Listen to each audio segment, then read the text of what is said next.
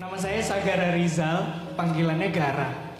Sagara. Gara. Sagara. Iya, Sagara. Segoro ya. Iya, laut Ustaz. Nah, Keren namanya. terima kasih Ustaz. Alhamdulillah. Ribut tetangga ribut. Masya Allah ya. Ustaz nih Ustaz. Ini pulang dari sini mereka langsung gini, ya Allah. Namanya Segoro ya Allah. Namanya laut ya. IG-nya apa? Silakan Mas, terima Silakan kasih. Gara. Gara udah nikah belum? Belum, Ustaz. Bahagia. Ada kesempatan nih ya. Ya silakan lanjut Gara. Oke, Ustaz. Saya ini sebenarnya sedang berada di kondisi mental yang mungkin nyambung dengan kajian Ustadz ya, di mana sebenarnya saya ada ujian khususnya di hubungan ya. Kenapa Makin sih? senang. Ini kayak bersyukur gitu Kak Buni. Iya. Padahal beliau lagi diuji loh Ustaz. Iya, jadi saya itu sudah 3 kali gagal Ustadz. 3 kali gagal. Siapa ceweknya yang bisa gagalin Sagara ya? Iya, yang pertama itu kita sudah mendekati pertunangan, sudah bertemu keluarga, namun ternyata saya dijadiin second option. Oh, second choice. Wah, parah banget itu. Parah itu. Aduh, gemeter saya. Second choice tuh parah banget sih. Kasihan. Kasihan dia. Jadi second choice dong. Iya. Kemudian yang kedua, Yang kedua, kebetulan dikenalin dengan orang tua ya. Sudah 2 pertemuan keluarga, namun memang ternyata ada masalah di orang tuanya yang ceweknya gitu.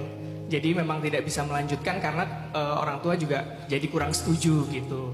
Nah, yang ketiga ini Ustadz, karena mungkin sudah ketiga kali ya Ustadz. Jadi kayak mungkin yang pertama gagal atau kedua gagal mungkin bisa orang berpikiran kayak, oh bagus tuh kamu diselamatin sama Tuhan gitu, sama Allah gitu. Tapi yang ketiga ini Ustadz, aku memilih untuk tidak mengenalkan ke orang tua. Jadi memperdalam hubungan kita gitu. Namun ternyata di pertengahan itu meninggal Ustadz. Jadi tuh aduh grogi nih. Jadi tuh gimana ya Ustadz ya, sekarang saat ini saya tuh sulit gitu untuk saya merasa kayak oke, saya pasti akan kehilangan lagi kalau nggak diambil orang, diambil Tuhan gitu. Jadi kayak saat ini kenapa ya Ustadz? Kenapa dan apa yang harus saya lakukan? Karena saya bisa mengamalkan uzlah dan hijrah ini Ustadz. Terutama di hijrah dari teman-teman gitu ya, saya udah nggak peduli juga kayak misalnya kenapa belum nikah, kenapa belum gitu-gitu ya. Nah, tapi kalau dari keluarga Ustadz, terutama orang tua ya, di usia saya ini pasti diharapkan banget gitu.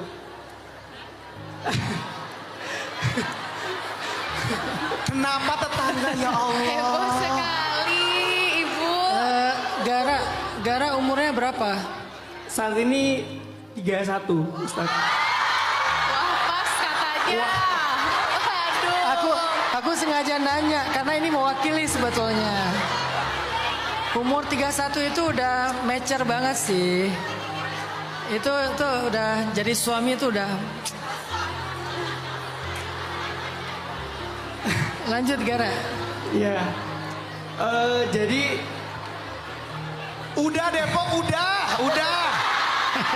Udah ya warga-warga. Mas silakan.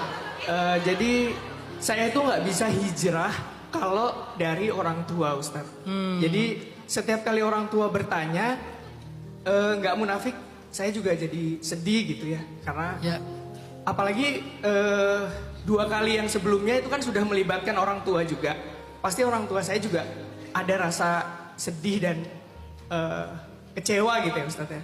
Nah, dari yang ketiga kegagalan saya ini, saya berpikir jadinya apa mereka ya yang diselamatkan dari saya gitu. Kan bisa jadi kalau sekali gagal mungkin oh ya kamu diselamatin dari cewek itu, dia gak baik buat kamu gitu.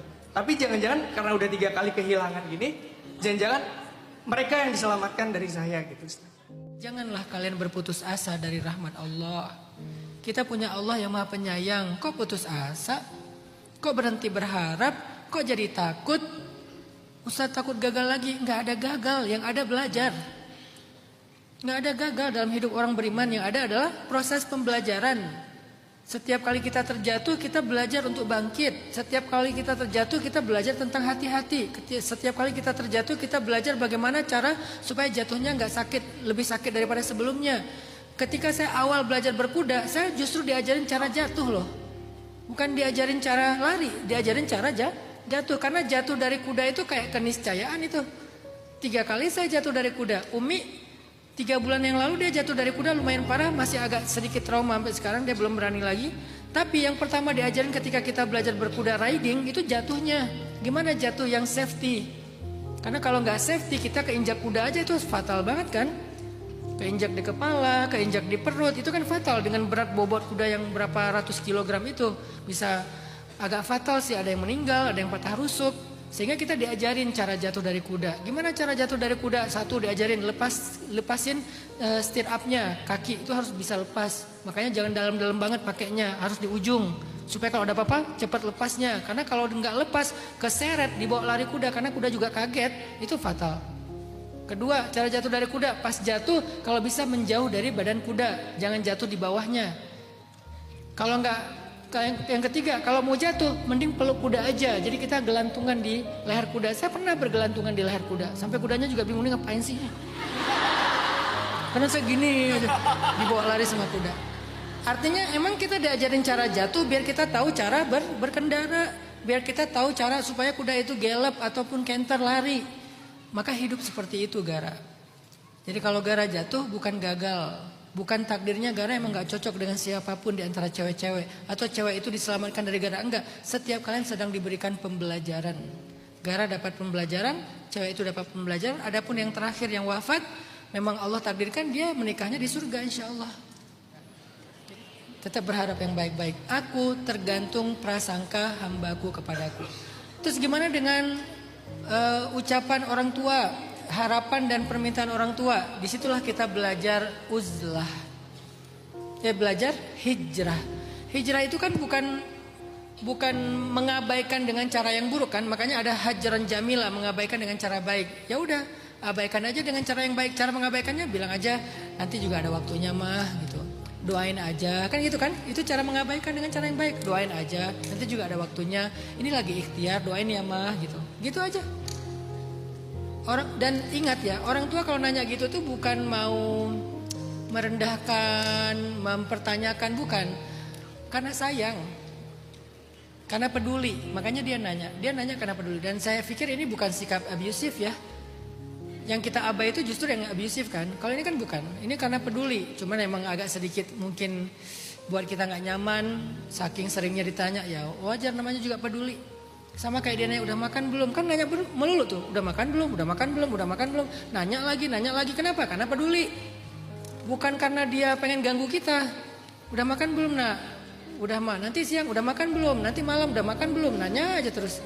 Ibu saya kalau nelfon saya, bang udah potong rambut belum? Pasti nanyanya potong rambut.